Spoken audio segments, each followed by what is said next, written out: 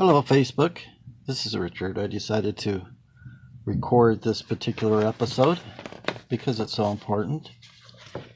And it's about the description of settings. Settings are just as important as the description of characters, if not more so. In fact, they both go together. You can't describe a good character unless you have a good backdrop or details of what the setting is. So tonight, we're going to show you a few examples just to start your mind going on how to describe a background or a setting.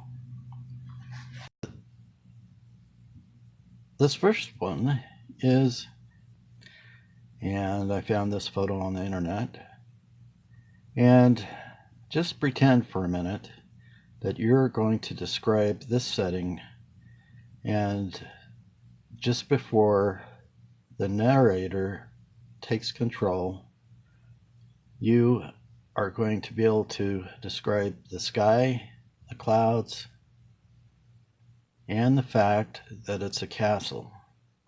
Now, what kind of details are you going to be using? And these are the questions I want you to be asking yourself.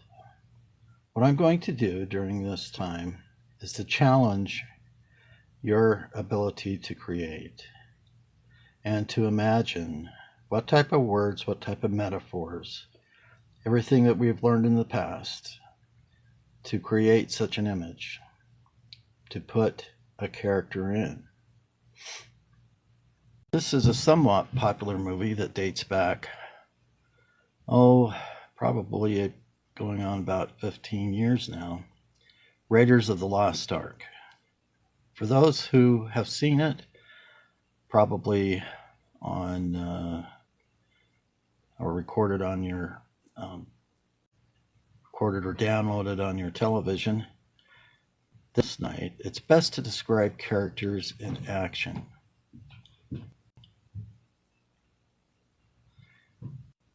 If you can describe this in action, then you won't have any problem.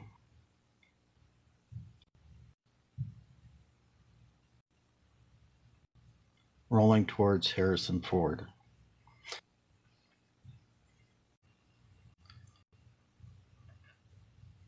This is one that's more realistic, one that you might see on television in the news.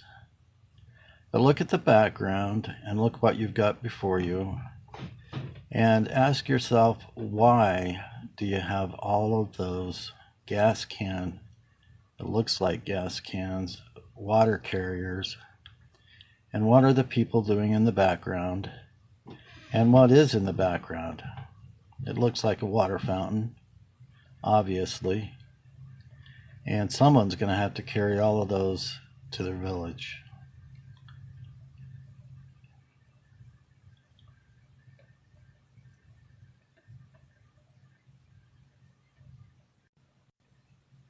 Here's an interesting cowboy scene.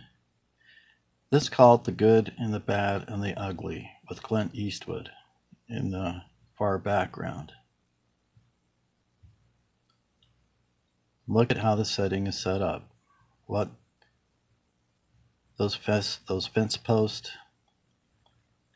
the flooring, the backdrop, which is the sky, blue sky with some mountains.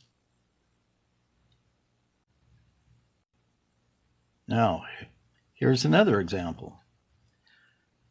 A futuristic space station for those who are writing sci-fi. Look at the backdrop, the stars. I believe that's the Earth. And of course, the contours and the specific descriptions of the space station. If you're an astronaut in this position looking at the space station, this would be quite a feat to describe. Here's one. Seems quite simple. But on the other hand, there's a lot happening in this picture. You have the dark clouds, possibly threatening. The man walking probably on a lake or frozen lake, or else it's a field of snow, and the mountains covered with ice.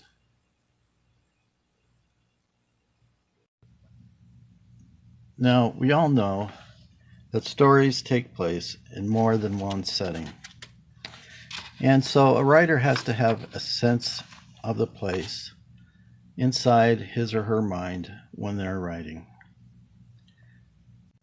Now, there's two types of descriptions.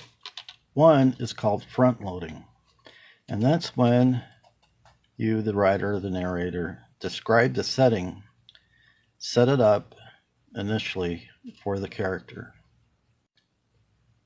Now, these descriptions have to be woven through the story. Sometimes we have to use blocks of descriptions at a time so we can introduce the character and so the story will be understood. So sometimes we also have to illuminate the backgrounds or certain specific items in the background for the story to make place, to make sense. So there are lots of ways to create a setting for your story. So besides what I've told you so far, I would like to have you practice making a series of lists of places that you've been on vacation or in the recent past. Places where perhaps you've been in the last 24 hours, so they're easier to describe. Places where you habitually go. Perhaps it's a movie that you've recently seen, whether it's on television or not. But try to imagine, first of all, in your mind, what that scene is like, because you can't go back to it unless you do rewind. So the next step is to, of course, put down all the words you can to describe that particular setting. And then use those words either to create metaphors or to weave gently or perhaps immediately through your story with the characters. In the story that I'm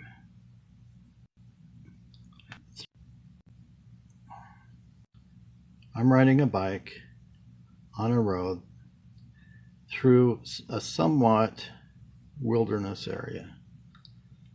And as I move, I'm going to have to describe the background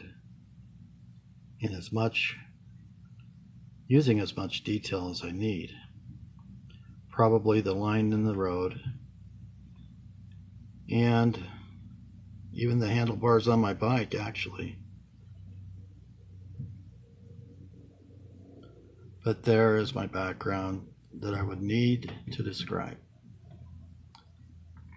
So again, thank you for watching, and we'll have another lesson tomorrow night. And in the meantime, practice makes perfect, as the old saying goes, or metaphor, I guess I should say. So keep writing.